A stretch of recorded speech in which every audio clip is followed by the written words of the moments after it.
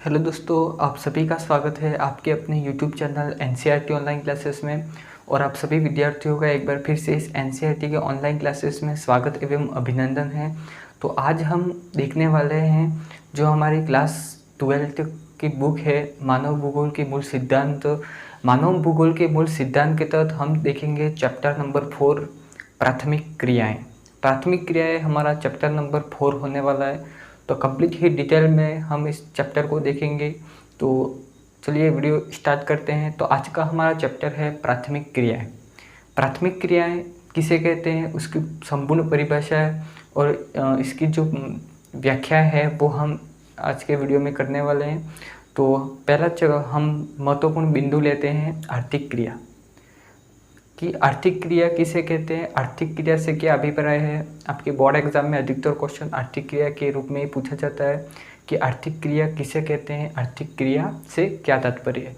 तो चलिए स्टार्ट करते हैं। हमारी पहली यहाँ पर आप देख सकते हैं हमारा चैप्टर है 4 मानव भूगोल के मूल सिद्धांत के तहत हमारा चैप्टर नंबर 4 है। यहाँ पर आप देख सकते हैं कि चैप्टर नंबर 4 में जो है प्राथमिक क्रियाएं। प्राथमिक क्रिया के तहत हम देखेंगे कि प्राथमिक क्रियाएं कितने प्रकार की होती है, प्राथमिक क्रियाएं किसे कहते हैं, और प्राथमिक क्रियाओं के अंदर ही हमारी एक क्रिया आती है आर्थिक क्रिया। हम ये चैप्टर स्टार्ट करने से पहले हम ये समझेंगे कि आर्थिक क्रिया किसे कहते हैं। तो सबसे पहले हम आर्थिक क्रिया को समझेंगे, आर्थिक क्रिया किसे कहते हैं। तो यहाँ पर आप देख सकते हैं कि आर्थिक क्रिया किसे कहते हैं। तो आर्थिक क्रिया यहाँ पर कहते हैं कि मानव के वो क्रियाकलाप जिनसे क्या प्राप्त होती हो, आय प्राप्त होती हो। जिनसे आय प्राप्त होती है उसे हम आर्थिक क्रिया कहते हैं। तो यहाँ पर आप देख सकते हैं कि मानव के वे क्रियाकलाप जिनसे आय प्राप्त होती है। आय का मतलब आपको पता होगा कि आय का मतलब पैसा या इनकम या पैसा। यहाँ पर आप कह सकते हैं कि आय का मतलब यहाँ पर आप पैसा लगा सकते हैं कि आय प्राप्त होती है, इन्हें आर्थिक क्रिया कहा जाता है। तो ये डेफिनेशन आपकी है वो बोर्ड एग्जाम में आ सकती है कि आर्थिक क्रिया किसे कहते हैं। तो आर्थिक क्रिया जिनसे मानव के वे क्रियाकलाप जिनसे क्या प्राप्त होती हो, आय प्राप्त होती है, जिसे हम आर्थिक क्रिया कहते हैं। चलिए हम आर्थिक क्रिया के कितने प्रकार हैं वो देखेंगे। तो आर्थिक क्रिया के मूलभूत 4 प्रकार होते हैं। पहला प्रकार होता है प्राथमिक क्रिया, दूसरा होता है द्वितीयक क्रिया, तीसरा होता है तृतीयक क्रिया और चौथा होता है चतुर्थ क्रिया। ये 4 जो महत्वपूर्ण क्रियाएं होती है आर्थिक क्रिया के प्रकार: प्राथमिक क्रिया, द्वितीयक क्रिया, तृतीयक क्रिया और चतुर्थ क्रिया। पहले हम इस 4 क्रियाओं के जो डेफिनेशन है वो देखेंगे। तो यहाँ पर आप देख सकते हैं कि प्राथमिक क्रिया, पहले हम प्राथमिक क्रिया लेते हैं। तो प्राथमिक क्रिया किसे कहते हैं? प्राथमिक क्रिया वे क्रिया होती है जो किसान है वो प्रत्यक्ष रूप से प्रकृति से जो प्राप्त संसाधनों का उपयोग करके निर्भर रहता है। तो यहाँ पर आप देख सकते हैं ये प्राथमिक क्रिया की यहाँ पर बताया गया है। जैसे कि किसान है, प्राथमिक क्रिया जैसे कि किसान है वो खेती करता है जो प्रत्यक्ष रूप से पर्यावरण पर निर्भर होती है, प्रत्यक्ष रूप से पर्यावरण पर निर्भर होती है। जैसे कि आप यहाँ पर मूंगफली ले लें, जैसे कि आप मूंगफली को उदाहरण मानकर चले कि जैसे किसान मूंगफली का उत्पादन करता है, तो ये उत्पादन करना यहाँ पर कहाँ से, ये प्रकृति से इसका उत्पादन कर रहा है। तो प्रकृति से उत्पादन कर रहा है, तो ये मूंगफली प्रकृति से उत्पादन कर रहा है। और दूसरा उदाहरण हम लेते हैं कपास का। ये कपास भी प्रकृति से उत्पन्न हो रही है। तो ये हमारी प्राथमिक क्रिया के अंदर आती है मूंगफली। और मूंगफली में जैसे आप कपास से रुई बनती है और रुई से क्या बनता है, धागा, और धागे से बनता है आपका शर्ट हो गया, कपड़ा हो गया, आपका कपड़ा बनता है धागे से। तो यहाँ पर आप मूंगफली से जैसे तेल निकलता है, तो ये जो है यहाँ इतना तो हम प्राथमिक क्रिया के अंदर आ गया, रुई और धागा। ये प्राथमिक क्रिया के अंतर्गत आ गया। अब द्वितीयक क्रिया के अंतर्गत क्या आता है कि जैसे यहाँ पर कपास है, कपास से कपड़ा बनाना, और कपड़ा बनाने की प्रक्रिया द्वितीयक क्रिया के अंतर्गत आती है। द्वितीयक क्रिया के अंतर्गत क्या आती है? कपड़ा बनाना। कपड़ा कहाँ पर बनता है? तो उद्योगों में। तो उद्योगों को जहाँ पर कपड़ा बनता है वो द्वितीयक क्रिया के अंतर्गत आ गया। ये आपका द्वितीयक क्रिया के अंतर्गत आ गया। अब देखते हैं तृतीयक क्रिया। यहाँ पर तृतीयक क्रिया जो है वो आती है आपका, जैसे कपड़ा उद्योगों में बन गया तो उसको एक स्थान से दूसरे स्थान पर ले जाने के लिए किसकी आवश्यकता पड़ेगी? परिवहन की। परिवहन की आवश्यकता पड़ेगी। तो परिवहन की आवश्यकता के लिए हम यहाँ पर ट्रक हो गया, इसके बाद आपका रेलगाड़ी हो गई, ये सब परिवहन के साधन हैं। अब ये परिवहन जो एक स्थान से दूसरे स्थान को किसी वस्तु को ले जाने के लिए उपयोग किया जाता है, जैसे ट्रक और रेलगाड़ी आदि इत्यादि जो है वो। तो यहाँ पर आप देख सकते हैं कि ट्रक और रेलगाड़ी के द्वारा परिवहन किया जाता है, और ये परिवहन की व्यवस्था तृतीयक क्रिया के अंतर्गत आती है। और लास्ट जो चतुर्थ क्रिया, जो संसाधनों का प्रयोग करके किया जाता है, जो उसको हम चतुर्थ क्रियाकलाप के अंतर्गत आते हैं। तो हम ये चारों जो क्रियाकलाप है उसके अनुसार हम पढ़ेंगे। तो पहली है प्राथमिक क्रियाएं। प्राथमिक क्रिया को डिटेल से पढ़ेंगे। ये समझ में आ गया आपको, किसान मूंगफली और जो है वो प्रकृति से प्राप्त करता है, उसे प्राथमिक क्रिया कहते हैं। द्वितीयक क्रिया जो आपका उद्योगों में जिसका उत्पादन किया जाता है और उसको बनाया जाता है। और तृतीयक क्रिया जो परिवहन का साधन है वो परिवहन किया जाता है, उससे ट्रक, रेलगाड़ी इत्यादि भी हैं। वो नेक्स्ट चैप्टर है, वो द्वितीयक क्रिया के अंतर्गत हम पढ़ने वाले। और अब है चतुर्थ क्रियाकलाप, वो भी मैंने बता दिया। अब हम एक एक को हम डेफिनेशन के अनुसार पढ़ेंगे। तो पहला लेते हैं हम प्राथमिक क्रियाएं। प्राथमिक क्रियाएं किसे कहते हैं? ये डेफिनेशन आपकी बोर्ड एग्जाम में अधिकतर बार पूछी गई है। बोर्ड एग्जाम में आपका अधिकतम बार ये क्वेश्चन आ गया है कि प्राथमिक क्रियाएं किसे कहते हैं। तो प्राथमिक क्रियाएं किसे कहते हैं, यहाँ पर आप देख सकते हैं कि प्राथमिक क्रियाएं किसे कहते हैं। तो प्राथमिक क्रियाएं प्रत्यक्ष रूप से पर्यावरण पर निर्भर होती है। प्राथमिक क्रिया प्रत्यक्ष रूप से किस पर निर्भर होती है? तो पर्यावरण पर निर्भर होती है। यहाँ पर मैंने बता दिया कि प्रकृति से प्राप्त जो है, प्रकृति से प्राप्त जो संसाधनों का उपयोग करके इसका प्रयोग किया जाता है, ये प्रत्यक्ष रूप से पर्यावरण पर निर्भर होती है। क्योंकि ये पृथ्वी के संसाधनों, जैसे जो पृथ्वी के संसाधनों का प्रयोग करके इसका उत्पादन किया जाता है, ये प्रत्यक्ष रूप से किसान है वो प्रत्यक्ष रूप से किस पर? पर्यावरण पर निर्भर रहता है, जिसे प्राथमिक क्रिया कहते हैं। जैसे इसमें आ गया भूमि, जल, वनस्पति, ये साधन हैं। भूमि, जल, वनस्पति और भू निर्माण सामग्री एवं खनिजों के उपयोग में विषय में ये बतलाती है। तो ये इंपॉर्टेंट डेफिनेशन है, तो इसको देख लेना है आपको। यहाँ पर प्राथमिक क्रिया प्रत्यक्ष रूप से पर्यावरण पर निर्भर होती है, क्योंकि ये पृथ्वी के संसाधनों जैसे भूमि, जल, वनस्पति, भवन जो निर्माण है उसकी सामग्रियाँ और खनिजों का उपयोग करके विषय के लिए बतलाती है, उसे हम यहाँ पर प्राथमिक क्रिया कहते हैं। नेक्स्ट डेफिनेशन देखते हैं। नेक्स्ट में देखते हैं हम, यहाँ पर आप देख सकते हैं कि जो प्राथमिक क्रियाकलाप है, इस प्राथमिक क्रियाकलाप जो करने वाले लोग हैं, प्राथमिक क्रियाकलाप में जो कार्य करने वाले जो लोग हैं वो अपने कार्य क्षेत्र से बाहर, यानी ये जो है उनका जो लोग हैं वो अपने कार्य क्षेत्र या घर से बाहर जाकर कोई कार्य करते हैं, तो उसे हम क्या कहते हैं? उसे हम लाल कॉलर श्रमिक कहते हैं। तो यहाँ पर आपको डेफिनेशन, ये बहुत ही इंपॉर्टेंट डेफिनेशन है। बोर्ड एग्जाम में भी आपका बहुत बार ये क्वेश्चन आ चुका है कि जो है प्राथमिक क्रियाकलाप में अपने घर से, कार्य क्षेत्र के बाहर, घर से बाहर होने के कारण उसे लाल कॉलर श्रमिक कहते हैं। तो यहाँ पर आप देख सकते हैं कि प्राथमिक क्रियाकलाप जो प्राथमिक क्रियाकलाप हैं,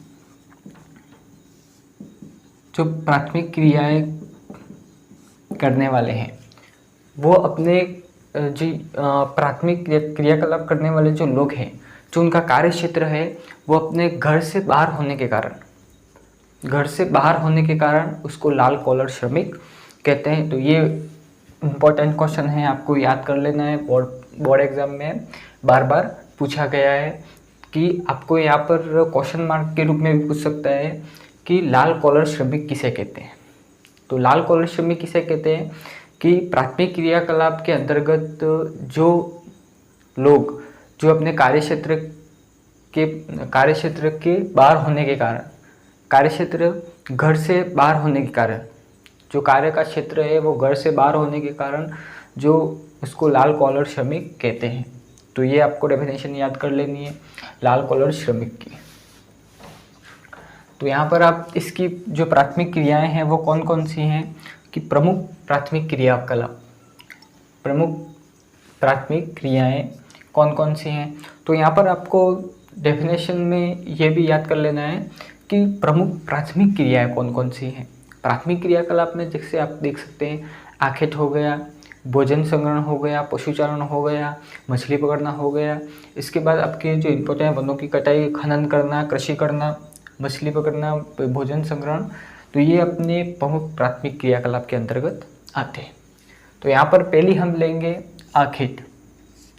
तो यहाँ पर आप आखेट दे सकते हैं। आखेट का मतलब शिकार करना, आप शिकार करना भी बोल सकते हैं। इसको एक बार स्क्रीनशॉट ले लेना है। स्क्रीनशॉट लेके आपको इस वीडियो के साथ साथ ही नोट्स बनाते जाना है। स्क्रीनशॉट ले लेना है इसका। तो यहाँ पर स्क्रीनशॉट ले लिया। चलिए, तो यहाँ पर आप देख सकते हैं आखेट। आखेट का मतलब शिकार करना। तो शिकार करना जैसे पुराने जो लोग थे, जो आदिकालीन लोग थे, वो आदिकालीन मानव है, वो अपने भोजन करने के लिए शिकार करते थे। तो शिकार करना ही आखेट कहलाता है। तो वो आखेट करके, शिकार करके वो अपने भोजन का संग्रहण करता था। इसके बाद वो उस शिकार करके उस शिकार का जो खाल है वो खाल से विभिन्न प्रकार के जो पहनावा है वो करते थे। तो उस खाल का उपयोग करते थे वो। तो आखेट वो शिकार करते थे। इसके बाद भोजन संग्रहण, भोजन संग्रहण जैसे भोजन का संग्रहण करना। भोजन आपके जंगलों में से ये भोजन का संग्रहण आप देख सकते हैं कि भोजन में कंदमूल जो फल है उसका जो संग्रहण करके वो ये प्राथमिक क्रिया के अंतर्गत आते हैं। इसके बाद है पशुचारण। पशुओं का चारण करके, पशुओं को देख रेख करके उसका चारण करके उसका जो दूध आता था उस दूध से वो उनका उत्पादन होता था। इसके बाद है मछली पकड़ना। मछली पकड़ना ये भी एक प्राथमिक क्रिया के अंतर्गत आता है। इसके बाद कृषि करना। कृषि में मैंने समझा दिया कि कोई भी कृषि करते हैं, जैसे मूंगफली की मैंने बता दी थी। मूंगफली की कृषि करके उसको हम उत्पादन करके तेल बनाना, वो उत्पादन करके वो आगे दे देगा, तो उसमें तेल बना के वो परिवहन करके ये हमारी प्रमुख क्रियाओं के अंतर्गत आ जाता है। इसके बाद खनन करना। खनन का मतलब धरती में से खनन करके उसमें विभिन्न प्रकार की धातुएं निकालना, वो ये भी प्राथमिक क्रिया के अंतर्गत आता है। इसके बाद वनों की कटाई। वनों की जो लकड़ी है उसकी कटाई करके इसका भी कुछ ना कुछ बनाना, जैसे फर्नीचर बनाना, ये वनों की कटाई करके बनाया जाता है। मछली पकड़ना, मछली को पकड़ के उसका जो विभिन्न प्रकार की कुछ ना कुछ आकृति से कुछ बनाया जाता था। इसके बाद पशुचारण, भोजन संग्रहण, आखेट, कृषि और खनन, ये आपने देख लिया। अब देखते हैं आखेट एवं भोजन संग्रहण। आखेट एवं भोजन संग्रहण, तो आप देख सकते हैं कि आखेट एवं भोजन संग्रहण मानव सभ्यता, मानव की जो प्राचीन सभ्यता थी, वो मानव की जो प्राचीन सभ्यता है वो आरंभिक युग में आदिकालीन मानव अपने जीवन निर्वाह के समीप, जो जीवन निर्वाह के लिए अपने समीप के वातावरण है उस पर निर्भर रहते थे, प्रकृति पर निर्भर रहते थे। वो प्रकृति पर इसलिए निर्भर रहते थे क्योंकि उस समय वो आरंभिक युग में अपने आदिकालीन मानव उस समय वो अपना भोजन करने के लिए वो शिकार करते थे। इसके बाद पहनावा, वो छाल की वो पत्तियाँ आदि पहनते थे और शिकार करके उनकी जो खाल होती थी वो पहनते थे। तो इसका प्रयोग करके वो शिकार भी करते थे। आखेट यानी शिकार भोजन के रूप में भी करते थे और उसको वस्त्र बनाने में भी करते थे।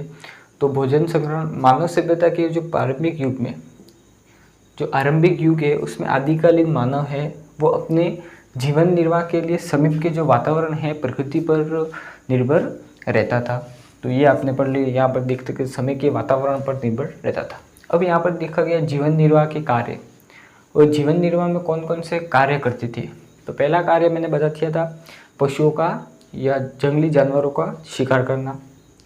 यहाँ पर अब जंगली जानवरों का शिकार करना। दूसरा है वो समीप के आसपास के जो फलों को इकट्ठा करके वो उनका जीवन निर्वाह करते थे। तो यहाँ पर पहला देख सकते पशुओं का आखेट करना या शिकार करना। अब दूसरा अपने समीप के जो जंगलों के योग्य जो खाने योग्य जंगली पौधे एवं कंदमूल आदि को एकत्रित करते थे और उनको खाते थे। तो ये हो गया। तो जीवन निर्वाह के ये 2 कार्य आपको याद कर लेने हैं। ये बोर्ड एग्ज़ाम में महत्वपूर्ण है, बोर्ड एग्ज़ाम में इम्पॉर्टेंट है। तो ये आ सकता है आपका, तो बोर्ड एग्ज़ाम में ये भी इम्पॉर्टेंट है। इसके बाद हम ये चैप्टर कंप्लीट होने के बाद जो लाइव क्लास चलेगी, उस लाइव क्लास में हमारे जो बोर्ड एग्ज़ाम से रिलेटिव महत्वपूर्ण क्वेश्चन हैं वो देखेंगे। तो लाइव क्लास में जुड़ना आपको, वो भी आपको टेलीग्राम ग्रुप पर मिल जाएगी। लाइव क्लास कब रहने वाली है, तो ये पूरा चैप्टर होने के बाद हम इस लाइव क्लास को शुरू करेंगे। अब देखते हैं नेक्स्ट स्लाइड। इसमें देखते हैं हम, यहाँ पर आप देख सकते हैं कि आखेट एवं भोजन संग्रहण की जो विशेषता है उसको देखेंगे। तो आखेट जो शिकार करना, और शिकार करना में हम शिकार की जो विशेषता है उसको देखेंगे, और आदिकालीन मानव भोजन का संग्रह कैसे करते थे उसको हम देखेंगे। तो यहाँ पर आप पहला पॉइंट यहाँ पर देख सकते हैं कि क्या लिखा हुआ है कि भोजन संग्रहण एवं आखेट हैं। ये भोजन संग्रहण और आखेट प्राचीनतम ज्ञात आर्थिक क्रिया है। जो प्राचीनतम जो ज्ञात आर्थिक क्रियाएं हैं वो है भोजन संग्रहण और आखेट। ये मोस्ट इम्पोर्टेंट क्वेश्चन है यहाँ पर, ये एग्ज़ाम में आ गया है कि प्राचीनतम ज्ञात आर्थिक क्रियाएं कौन कौन सी हैं। तो भोजन संग्रहण एवं आखेट।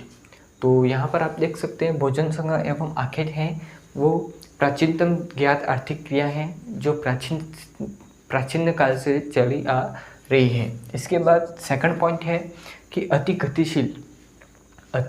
गतिशील एवं अत्यधिक गर्म प्रदेशों के रहने वाले जो लोग हैं वो आखेट द्वारा जीवन यापन करते हैं। जो गर्म प्रदेश है जहाँ पर अत्यधिक गर्मी पड़ती है, गर्म प्रदेशों में जो रहने वाले लोग हैं वो अपना जीवन यापन आखेट के द्वारा करते हैं, यानी शिकार के द्वारा अपना जो जीवन यापन है वो करते हैं।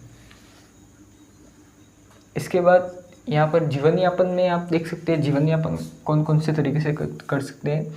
एक तो खाने के लिए कर सकते हैं, एक वस्त्र के लिए आप कर सकते हैं। तो ये जीवन यापन करते थे। तीसरा पॉइंट है कि ये लोग अपने भोजन, वस्त्र एवं शरण की जो आवश्यकता है उसकी पूर्ति हेतु पशुओं एवं वनस्पति का संग्रहण करते थे। पशुओं और वनस्पति का जो संग्रहण है वो करते थे। उनकी पूर्ति हेतु पशुओं का और वनस्पति का जो संग्रहण है वो करते थे। इस कार्य के लिए बहुत कम पूंजी एवं निम्न स्तरीय तकनीकी ज्ञान की आवश्यकता होती थी। इसमें कोई ज्ञान की आवश्यकता नहीं होती थी। आप पहले से ही देख पा रहे हैं कि जो प्राचीन जो लोग रहते थे वो क्या करते थे कि पशुओं को मारकर उसकी खाल को पहन लेते थे। उसकी खाल को पहनकर अपना शरीर है वो ढक लेते थे और उनकी मांस से वो अपना जीवन यापन करते थे और उनको भोजन के रूप में प्रयोग करते थे। तो कम पूंजी में इसका जो उपयोग है वो निम्न स्तरीय में उनकी आवश्यकताओं की पूर्ति हो जाती थी। तो ये भोजन संग्रहण की और आखेट उनकी विशेषता है कि उनकी क्या क्या विशेषता है। तो ये 3 पॉइंट आपको याद कर लेने हैं। बोर्ड एग्जाम की दृष्टि से मोस्ट इम्पोर्टेंट टॉपिक है ये कि आखेट एवं भोजन संग्रहण की विशेषता बताइए। कोई 2 विशेषता पूछ सकता है, 2 नंबर का क्वेश्चन यहाँ से आ सकता है। इसके बाद यहाँ पर दिया गया है कि विश्व के भोजन संग्रहण के क्षेत्र कौन कौन से हैं। ऐसे कौन कौन से क्षेत्र हैं जो भोजन का संग्रहण करते हैं, तो यहाँ पर आप देख सकते हैं कि उच्च अक्षांश क्षेत्र और निम्न अक्षांश क्षेत्र। इसके अंतर्गत 2 अक्षांश क्षेत्र आते हैं, निम्न अक्षांश क्षेत्र और उच्च अक्षांश क्षेत्र। तो यहाँ पर आप देख सकते हैं कि उत्तरी कनाडा ये हमारा उच्च अक्षांश क्षेत्र है। उत्तरी कनाडा, उत्तरी यूरेशिया एवं दक्षिणी चिली, ये उच्च अक्षांशीय क्षेत्र हैं जो आते हैं। उत्तरी यूरेशिया एवं दक्षिणी, ये सभी उच्च अक्षांश क्षेत्र है। इसके बाद जो निम्न अक्षांश क्षेत्र है, ये आपको मैप वर्क करना है। ये मैप वर्क हम लास्ट में करेंगे लाइव क्लास में। लाइव क्लास होगी इस चैप्टर का जो कंप्लीट एंडिंग में आपकी लाइव क्लास भी होने वाली है। इसके बाद निम्न अक्षांश क्षेत्र कौन कौन से? अमेज़न बेसिन, अमेज़न बेसिन एवं उष्णकटिबंधीय अफ्रीका है। इसके बाद ऑस्ट्रेलिया एवं दक्षिणी पूर्वी एशिया और आंतरिक प्रदेश, ये जो प्रदेश हैं वो निम्न अक्षांश क्षेत्र आते हैं। ये विश्व में भोजन संग्रहण के महत्वपूर्ण क्षेत्र हैं, तो ये याद कर लेने, ये इम्पोर्टेंट है। इसके बाद नोट में आप देख सकते हैं कि आधुनिक समय में जो लोग हैं वो भोजन संग्रह के कार्य का कुछ ही भाग व्यापारीकरण में हो गया था। यानी जो आधुनिकीकरण के लोग थे वो जो है आखेट का कुछ ही भाग व्यापारीकरण के लिए उपयोग करते थे, दूसरा अपने जीवन यापन के लिए इसका प्रयोग कर लेते थे। तो लास्ट पॉइंट में यही दिया गया है। तो देखते हैं लास्ट और अंतिम प्राथमिक क्रिया का जो टॉपिक है व्यापारीकरण, ये भोजन एवं आखेट एवं भोजन संग्रहण का टॉपिक है। लास्ट इसके उदाहरण हैं, 4 उदाहरण, उसको देख लेंगे। इसके बाद नेक्स्ट वीडियो में देखेंगे पशुचारण। तो देखते हैं नेक्स्ट स्लाइड। नेक्स्ट देखते हैं। नेक्स्ट आप देख सकते हैं इसके उदाहरण, जो आखेट एवं भोजन संग्रह देखिए उसके उदाहरण में आप देख सकते हैं कि पहला उदाहरण हमारा आता है छाल का प्रयोग करके। छाल का उपयोग करके यहाँ पर देख सकते हैं 4 उदाहरण दिए गए हैं।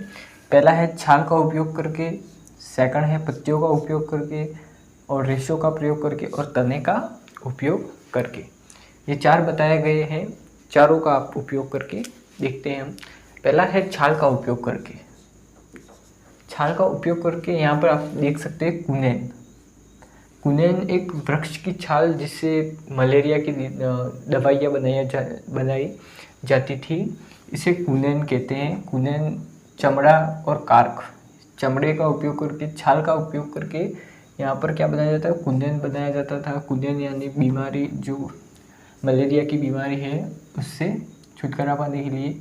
इसके बाद है चमड़ा और कार्क। चमड़ा और कार्क ये भी इसके छाल से ही या वृक्षों के छाल से ही ये बनाए जाते थे। इसके बाद यहाँ पर देख सकते हैं पत्तियों का उपयोग करके। पत्तियों का उपयोग करके क्या क्या बनाया जाता था? तो यहाँ पर पेय पदार्थ में आप देख सकते हैं कि आप यहाँ पर पहले आदिमानव पत्तियों का उपयोग खाने के लिए करता था, लेकिन अभी ये जो है पेय पदार्थ, यहाँ पर आप चाय पत्ती हो गई, इसके बाद कॉफ़ी, ये जो आदि जो है ये पेय पदार्थ हैं। इसके बाद पत्तियों के रूप में दवाइयाँ बनाई जाती थी, जो जड़ी बूटियाँ हैं वो पत्तियों के रूप में बनाई जाती थी। अधिक जो दवाइयाँ हैं वो पत्तियों से बनाई जाती है। और कीर्तिवर्धन वस्तु है, इसके बाद जो औषधीय वस्तु है वो भी ये पत्तियों से बनाई जाती थी। इसके बाद देखते हैं रेशे का प्रयोग करके क्या बनाया जाता था। तो रेशों का उपयोग करके यहाँ पर कपड़ा बनाया जाता था। रेशे यानी ये जो कपास है, कपास के धागे से यहाँ पर क्या बनाया जाता था? कपड़ा बनाया जाता था। तो यहाँ पर कपड़ा बनाया जाता था। इसके बाद तने का प्रयोग करके ये आप देख सकते हैं ये वृक्ष होता है। इस वृक्ष के तने का प्रयोग करके इसका रबड़ और गोंद बनाने का, ये रबड़ और गोंद ज़्यादातर केरल में बनते हैं। केरल कहाँ पर है आप देख सकते हैं, केरल में ज़्यादा बनते हैं। राल बनाना ये भी इसके अंतर्गत आता है। राल बनाना, तो यहाँ पर आप देख सकते तने का प्रयोग करके ये जो है वो राल बनाते थे। यहाँ पर आप गोंद बनाने की जो प्रक्रिया है वो यहाँ पर आप देख सकते हैं। ये वृक्ष हो गया, ये ज़्यादातर जो वृक्ष हैं वो केरल में पाए जाते हैं रबड़ के। तो यहाँ पर क्या किया जाता था कि ये एक वृक्ष है, इस वृक्ष को यहाँ से यहाँ पर चीरा लगाया जाता था, किसी नुकीली धातु से यहाँ पर चीरा लगाया जाता था, और इस चीरे से यहाँ पर एक कुछ धातु का जो बर्तन है वो यहाँ पर रख दिया जाता था, और यहाँ से इसको चीरा लगा कर यहाँ पर दूध जो होता था वो इस ये जो पदार्थ है उसमें गिरता था। और इसमें इकट्ठा होने के बाद इसको रबड़ या गोंद बनाने के लिए उपयोग में लेती थी। तो ये तने का उपयोग करके भी इसमें तने का उपयोग करके ये गोंद और राल बनाना आप देख सकते हैं।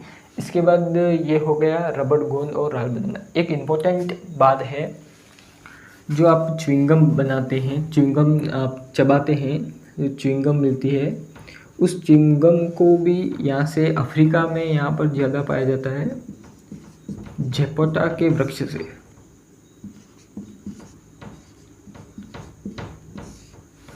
झेपोटा के जो वृक्ष हैं उस वृक्ष के रूप में ये इम्पोर्टेंट है। ये झेपोटा के वृक्ष से ये बनाया जाता, जो च्युइंगम है वो झेपोटा के वृक्ष से पाया जाता था। तो ये अफ्रीका में ज़्यादा पाया जाता है झेपोटा के वृक्ष। तो आज के वीडियो में बस इतना ही। वीडियो अच्छा लगा वीडियो को लाइक, चैनल को सब्सक्राइब कर लेना है, जिससे आने वाली अन्य वीडियो की नोटिफिकेशन है वो सबसे पहले आप तक पहुँचे। तो आज के वीडियो में बस इतना ही। ये चैप्टर एंड होते ही आपका लाइव क्लास जो है टेस्ट सीरीज़ की स्टार्ट होने वाली है। ये भी इस एनसीईआरटी के ऑनलाइन क्लासेस पर भी होने वाली है। तो आज के वीडियो में बस इतना ही। वीडियो अच्छा लगा वीडियो को लाइक कर लेना है। Thank you.